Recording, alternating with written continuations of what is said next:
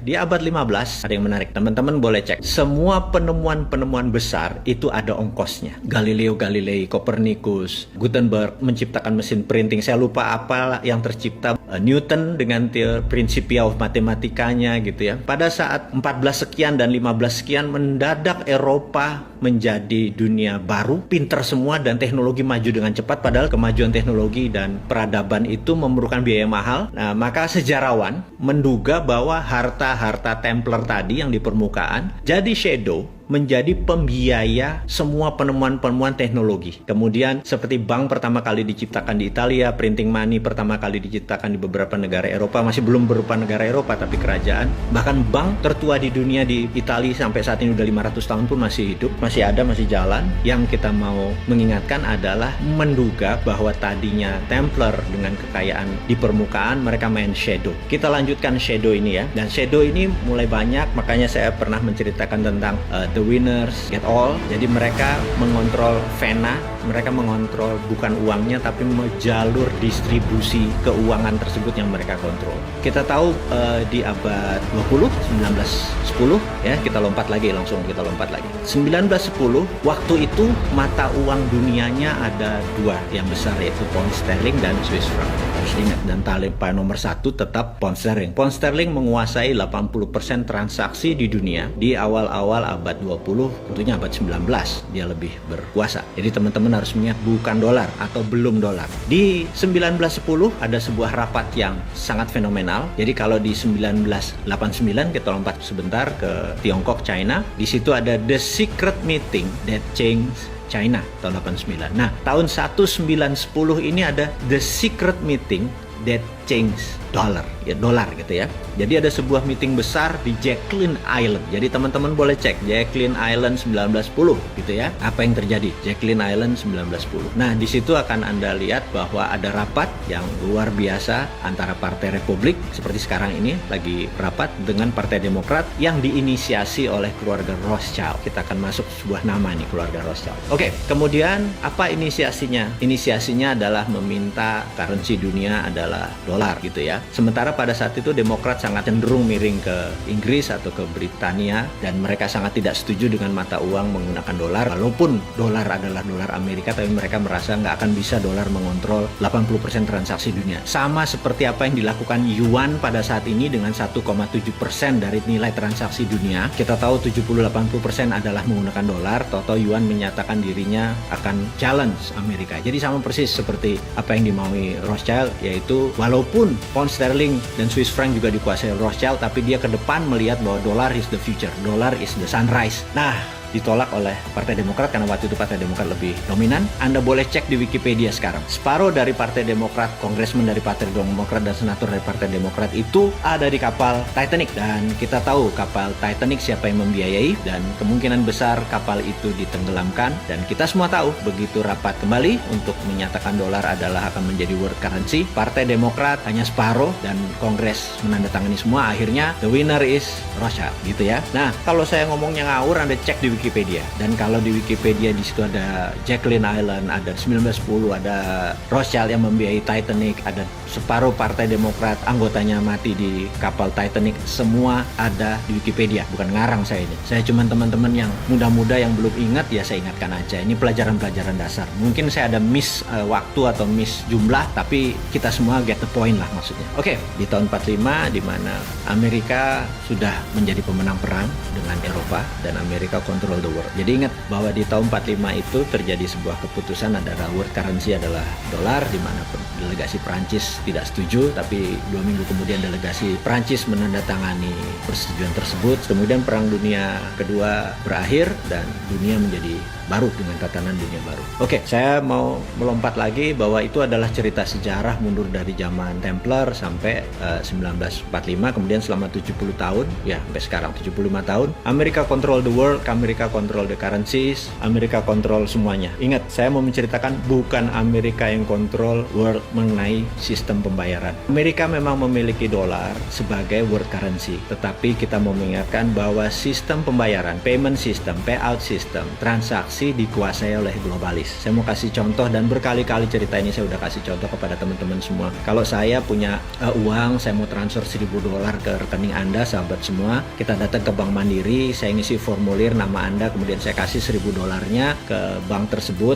Yang terjadi adalah bank tersebut, clerk reconcile namanya, kasir tersebut akan memberikan notifikasi ke New York. Kemudian New York akan memberikan notifikasi ke kota kecil namanya Basel di Switzerland. Nah, Basel menyatakan good atau notifikasinya oke. Kemudian New York mendapatkan go ahead sign. Kemudian New York memberikan Bank Mandiri bilang oke. Pada saat itu masuklah $1.000 tadi, dipotong fee. Fee Mandiri dapat, fee New York dapat, dan Basel dapat. Jadi saya mengingatkan bahwa Basel dimiliki oleh sebuah keluarga. Dan selama kita menggunakan dolar sebagai currency, sistem menggunakan sistem dia dapat benefit. Jadi itulah disebut the winner take all, dan mereka sudah menguasai ini selama ratusan tahun. Jadi ke depan bagaimana? Nah, ini yang saya mau menceritakan, apa visi 2030 ke depan disandingkan dengan teori konspirasi. Mudah-mudahan teman-teman jadi mendapatkan visi besarnya dulu. Sekali lagi, Anda boleh bilang ini halunya Bosman, Anda boleh ini bilang pendukung teori konspirasi, tapi saya cukup konsisten dengan 450 video yang kita buat, cukup konsisten. Jadi kalau ada orang nanya, gila ya, dia ngayal tiap hari selama 450 hari dan rencananya masih ada 550 hari ke depan. Saya bilang ya, memang timnya ada 7 orang doktor yang membuat ini semua. Jadi bukan seorang Bosman ilmunya bodoh gitu, geblek begitu orangnya gitu kan, nggak ada pinter-pinternya, cuman dikasih tahu, dikasih pinter, ya udah kita menjadi corongnya teman-teman gitu ya. Oke, saya akan menceritakan apa yang bulan Maret lalu sebenarnya saya sudah ungkapkan, bahwa satu, apa itu visi 2030 dari kacamata globalis. Sekali lagi ya, dari kacamata globalis. Apa sih yang globalis mau gitu ya? Globalis ini musuhnya adalah nasionalis. Jadi dia anti orang-orang yang nasionalis dan patriotis gitu. Dia anti. Jadi saat ini yang paling ontohot, yang paling borokokok adalah si Trump itu. Dia nasionalis, patriotis. Globalis nggak suka gitu ya. Siapa lagi globalis? Globalis adalah yang mengatur tatanan dunia baru, bukan country. Nih saya harus puter-puter teman-teman atau sahabat semua biar paham. Oke, kita lanjut. Apa visi 2030 untuk globalis? Visinya dia ingin mengontrol currency. Oke, ini kalimatnya saya vulgarkan. Ada 20 step, 20 langkah yang akan dia lakukan dari sekarang sampai 2 tahun ke depan. Sekarang ini nanti kita bahas ya. Jadi begini, langkah pertama adalah mengendalikan media mainstream di 194 negara. Saya ulangi lagi. Globalis mengontrol media mainstream, media utama di 194 negara gitu ya. Amerika, Indonesia, Tiongkok, nggak peduli dia. Pokoknya kontrol 194 negara. Kontrol. Entah kontrol direct, indirect, payment, atau ada orang di dalam, terserah. Berapa lama melakukannya? We never know. Bisa 10 tahun, bisa 5 tahun. Yang jelas mereka sudah mengontrol saat ini. Kemudian nomor 2, melepas virus yang sedikit deadly, atau melepas virus yang lebih mematikan sedikit dibandingkan influenza atau flu gitu ya. Langkah kedua. Langkah ketiga, semua media yang di tangan dia dibuat berita-berita bahwa COVID menakutkan, mematikan. Anda lihat video di Cina ada orang mati berdiri, di Italia ada gini. Sahabat semua, itu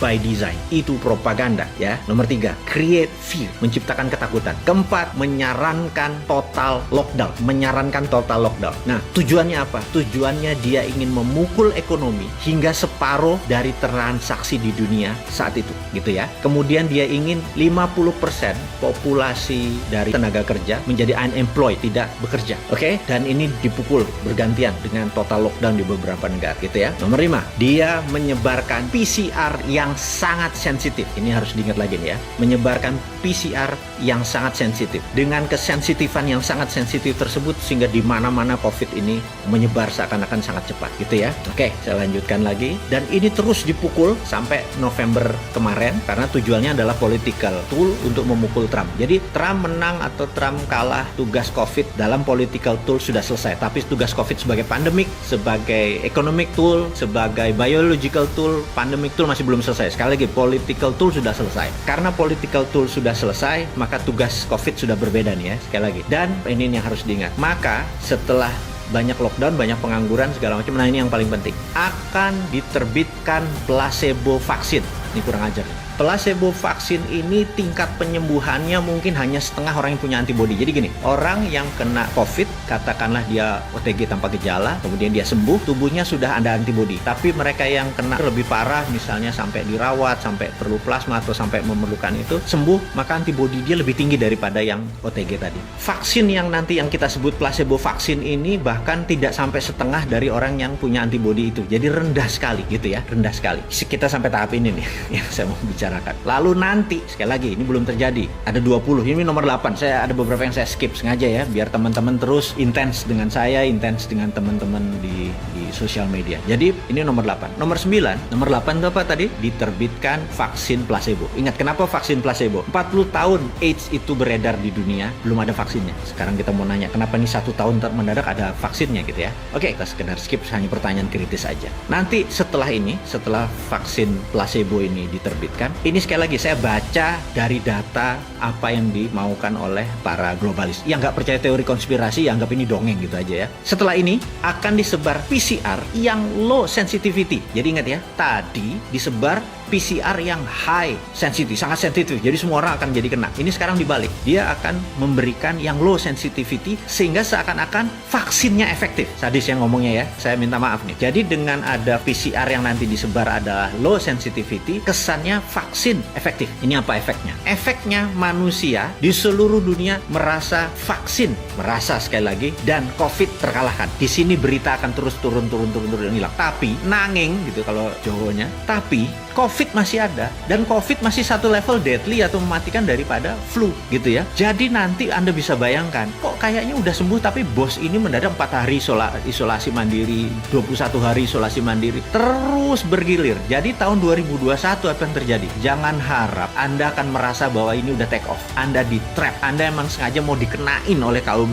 globalis itu supaya terpapar lebih dari 60% penduduk dunia. Itu targetnya. Dengan terpapar itu dengan tingkat kematian 3-4%, hilang berapa puluh ribu atau ratus ribu manusia. Itu tujuan mereka gitu ya. Dan sekali lagi, teori konspirasi Anda boleh nggak percaya. Wes sakarepmu, bosman kok gitu, nggak sakit hati kita. Lanjut ya. Nah, setelah tadi PCR tadi low sensitivity, orang lupa, orang keluar lagi, tapi waduh, yang sakit, yang terpapar yang kesana kemari makin lebih cepat. Itu maunya mereka, dan ekonomi makin berantakan karena kita makin kikuk. Kok ini lockdown apa enggak, PSBB apa enggak, makin kusut. Dunia ke depan itu makin kusut gitu. Nah, lalu siap apa yang mereka luncurkan? Mereka akan meluncurkan digital currency, ini yang sebenarnya mereka mau gitu.